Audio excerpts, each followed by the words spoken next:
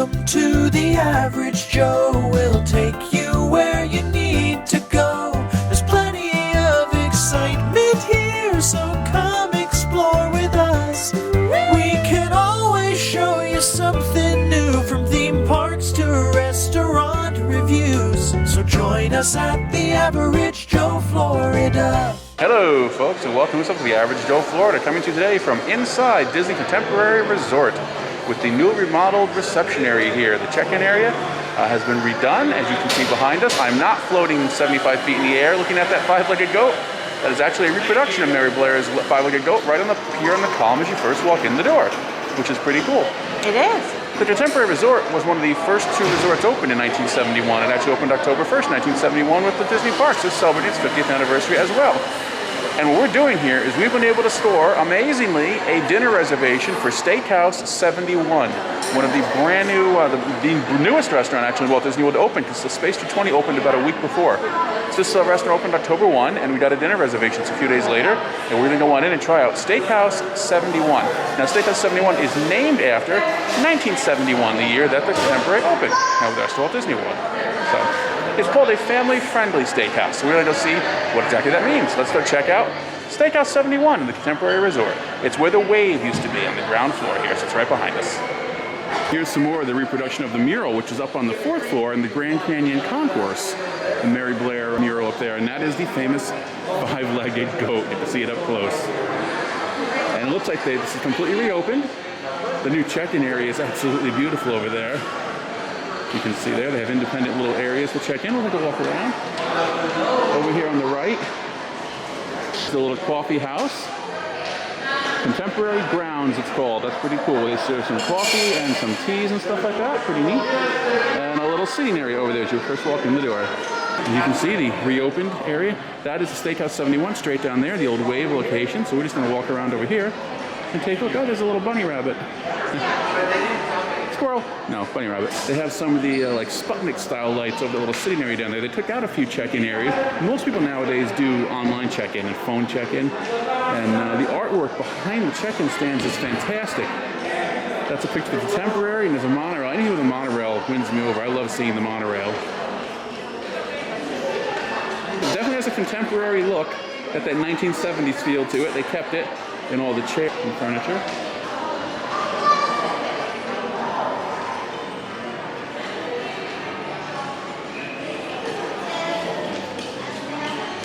Now there's some more of the Sputnik style lighting up there on the ceiling. As you can see, that's large style Sputnik lighting actually. That's really cool. I've never quite seen bulbs like that size for that lighting. Some more of the waiting area right across from the check-in area, the check-in desk area. Some soft pillows there. Nice leather-like couch, long. And I see charging ports over there, which is nice. There's more of that mural look. They have these little sitting areas here at these little tables right next to check-in to the reception area, which is nice.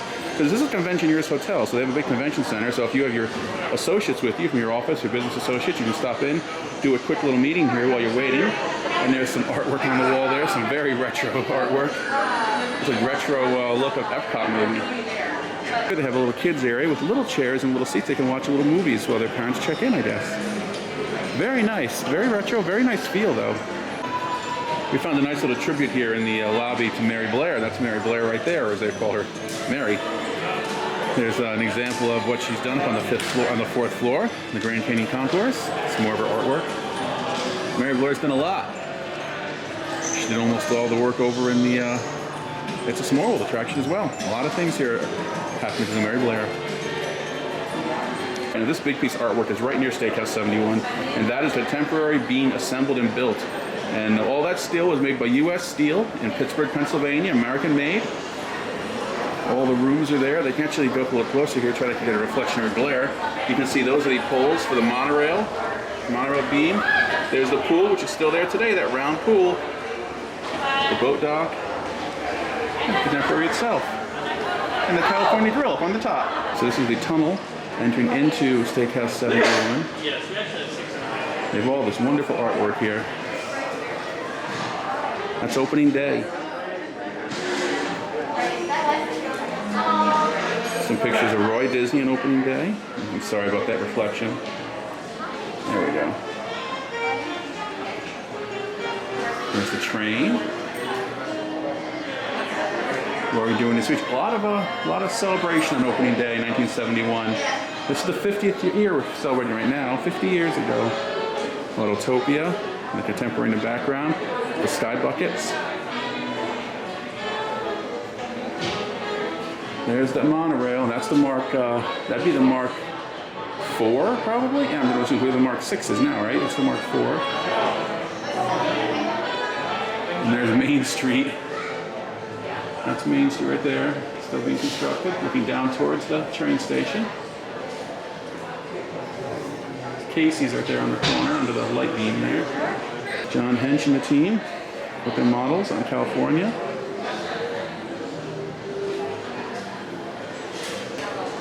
Photo of Roy there on the left. He's the man on the right in this photo. That's Roy. And that's Walt right there in the front of that photo looking at the property. Long time ago. And there's the room back in Burbank where they worked and mapped out the Florida project. There's the entrance to Steakhouse 71. That's the tunnel. It used to be the old tunnel of the Wave of Flavors. All right, we're going to go down there in a minute.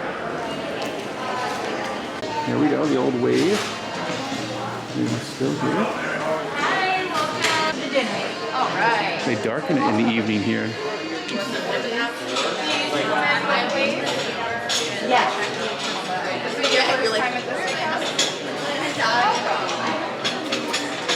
Very open. A lot of space in here.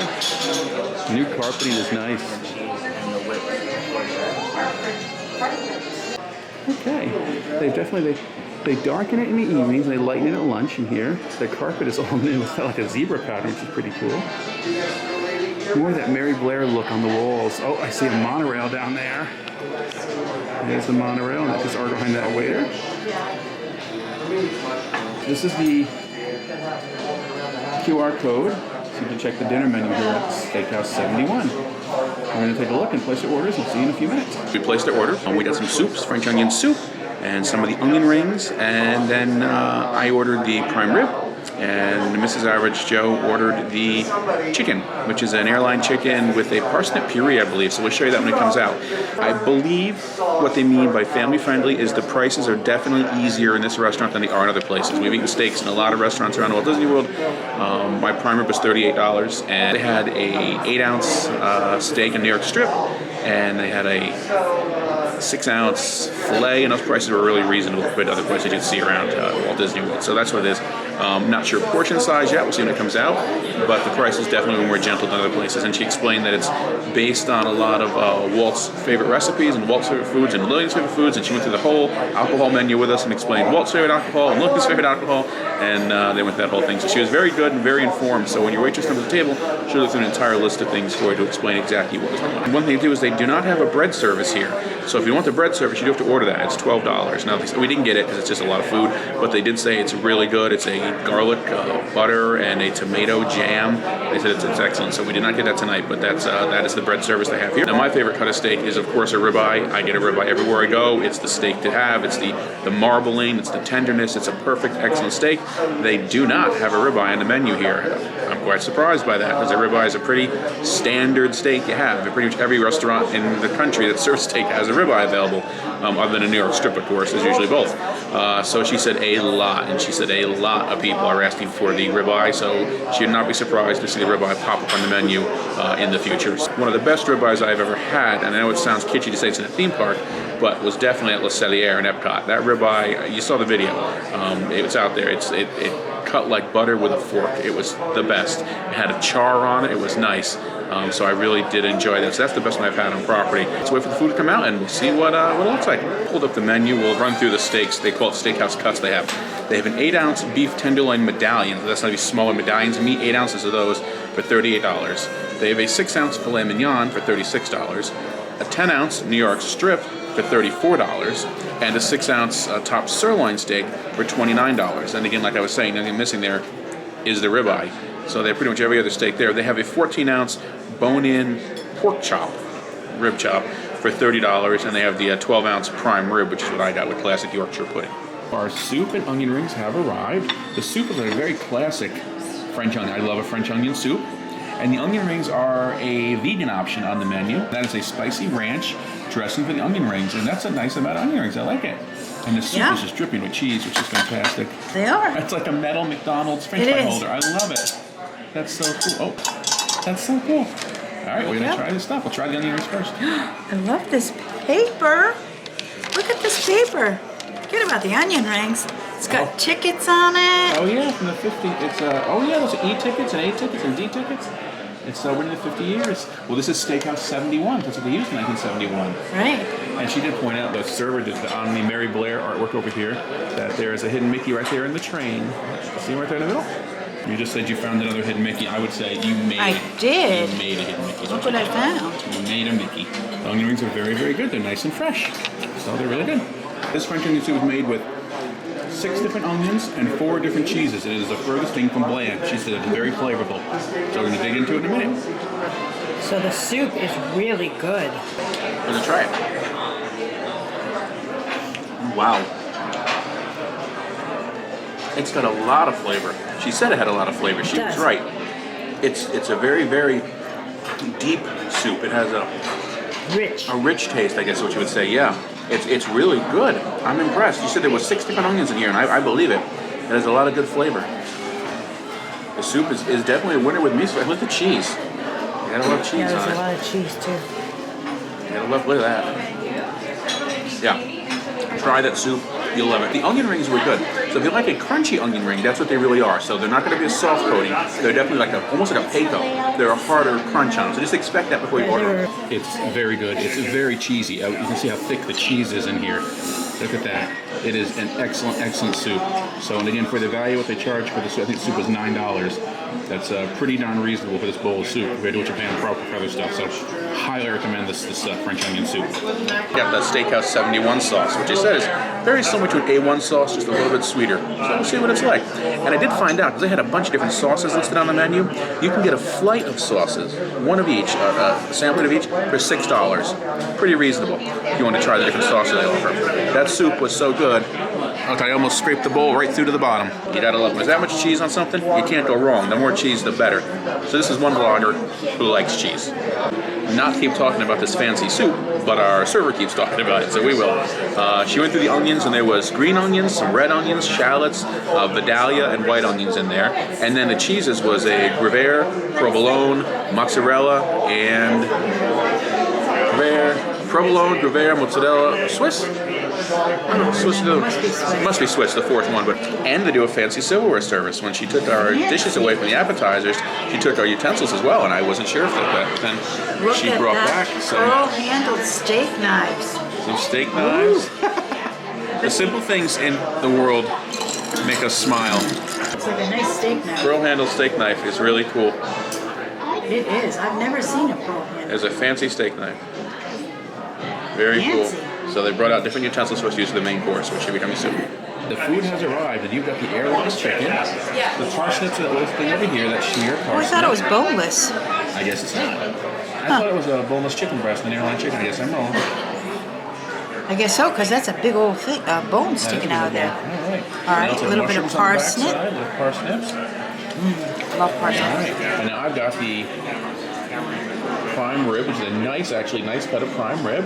That's the Steakhouse 71 sauce, a Yorkshire pudding, standard Yorkshire pudding, and there's garlic and mashed potatoes over there. So it looks very, very good. It doesn't look too well done, which is nice. And she explained they use a Steakhouse 71 dry rub around the edge, and they caramelize it with a torch. We're going to dig in. You're going to dig into your chicken. How is it? Good. So you did find some parsnips. They were hiding underneath the chicken. They were. Right, they had a few parsnips. Yep. And a few mushrooms. You're not a huge fan of mushrooms because there's not many mushrooms there. But the parsnips look good.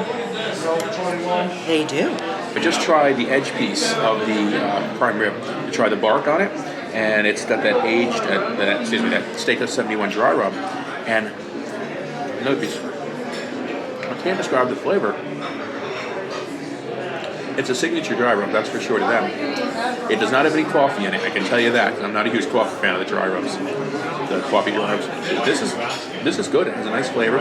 It's a little sweet, a lot of salt, but it's a nice, unique flavor. I like it a lot, so it's good. So what did you get out of this sauce? They give you the sauce. This is the Steakhouse 71 sauce that I'd requested. And she said it's like a little sweeter A1. It's not. This tastes like, it's gonna sound funny, like pumpkin spice. Like cinnamon is what it tastes like. It tastes like cinnamon. So yeah, I'm not quite sure what this is supposed to do. It's sweet. It's definitely sweet, but it's got a cinnamon taste to it. I don't know how to describe it. I don't know if it really goes on prime rib. I kind of assumed that the prime rib came with an au jus. I guess just what's on it is all it comes with. I kind of thought there'd be some on the side, so that's my fault. So if you want au jus, make sure you order au jus. But all right, I'm gonna keep eating. It looks good. It tastes good.